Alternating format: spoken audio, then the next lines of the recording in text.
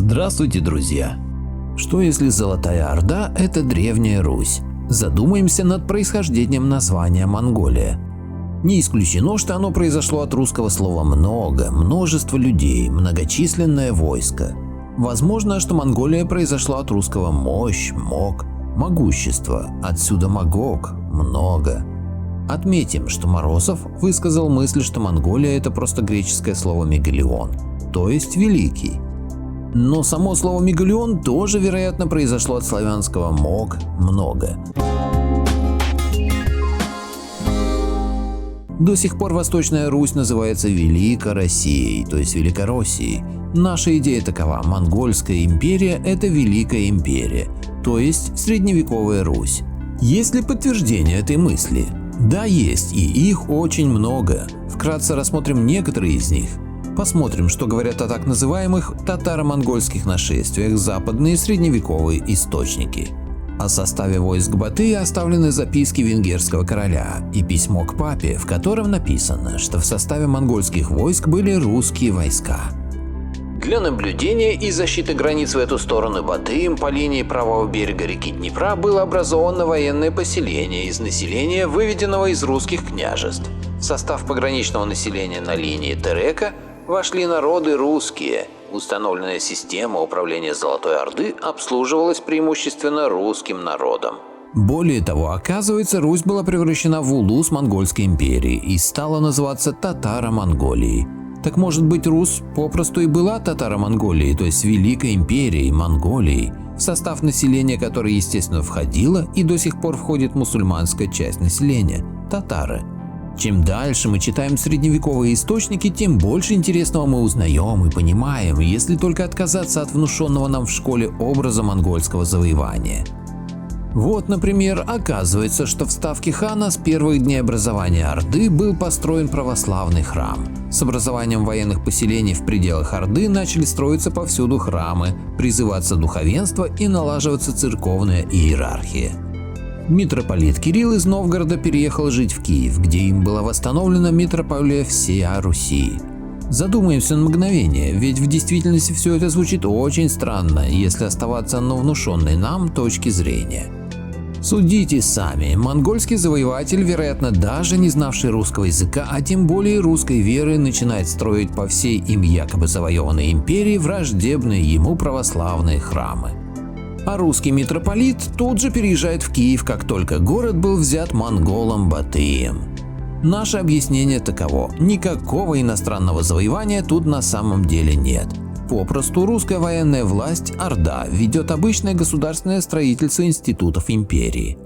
Это естественные события внутри развивающегося государства.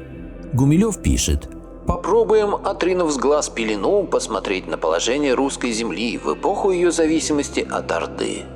Во-первых, каждое княжество сохраняло границы и территориальную целостность. Во-вторых, административное управление повсеместно находилось в руках русских.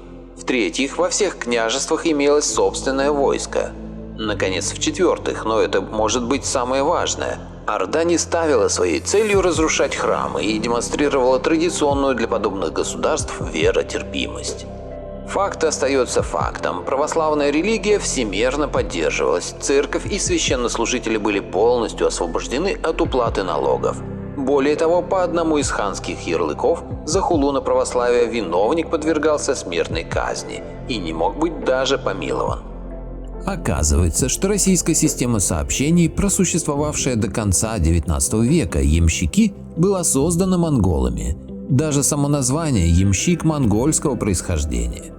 По всем линиям были через 25 верст установлены ямы, на которых находилось до 400 лошадей. На всех реках были установлены паромные и лодочные переправы, обслуживание которых также производилось русским народом.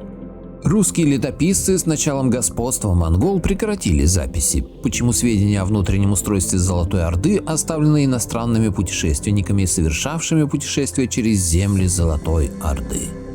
Мы видим, что иностранцы описывают Золотую Орду как русское государство. Русские же ее почему-то не описывают, а рассказывают об обыденных событиях, какие построены церкви, кто на ком женился и тому подобное.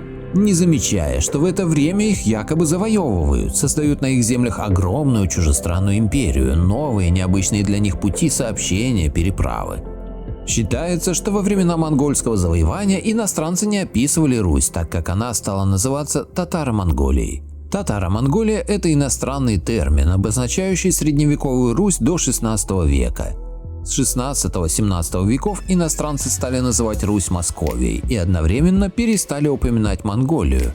Но вплоть до 18 века западноевропейские картографы обозначали территорию Российской империи и даже несколько более обширную область Великой Тартарии. Таких карт очень много. Нам скажут, татаро-монгольское нашествие подробно описано в русских летописях. О мнимой древности русских летописей мы будем говорить ниже. Их анализ показывает, что известные нам летописи написаны или отредактированы уже в эпоху Романовых. Впрочем, даже с ними у историков есть немало проблем. Например, известный исследователь Прохоров пишет: «Анализ лаврентьевской летописи, рукописи 1377 года позволил нам обнаружить, что изготовители рукописи заменили ее уже написанные листы 153, 164, причем некоторые из этих листов, по-видимому, не один раз. Эти рамки со страницы 153 по страницу 164 плотно обхватывают в летописи все известия о завоевании Руси татаро-монголами». Подлог налицо. Гордеев пишет: «Историки умалчивали о том, что в московских хрониках имелись сведения о существовании казаков в составе войск Золотой Орды, об участии их в составе московских войск князей, предшественников царя Ивана Грозного». И далее, название казаки установилось за частью войск, составляющих среди вооруженных сил Орды части легкой конницы.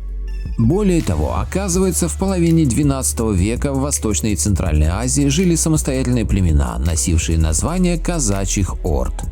Может быть, слово «казак» связано со словом «скок» – «скакать на лошади». Что если Золотая Орда – это и есть Древняя Русь? А вы как думаете? Автор статьи Анатолий Фоменко и Глеб Носовский. Хочу напомнить, что мое мнение не всегда совпадает с мнением автора статьи. Благодарю всех, кто подписался на мой канал и смотрит мои видео. Ссылка на статью в описании. Поделитесь моим видео в соцсетях с родными, друзьями и знакомыми. Люди имеют право знать все точки зрения. Всем спасибо за внимание, буду рад вас видеть на своем канале снова.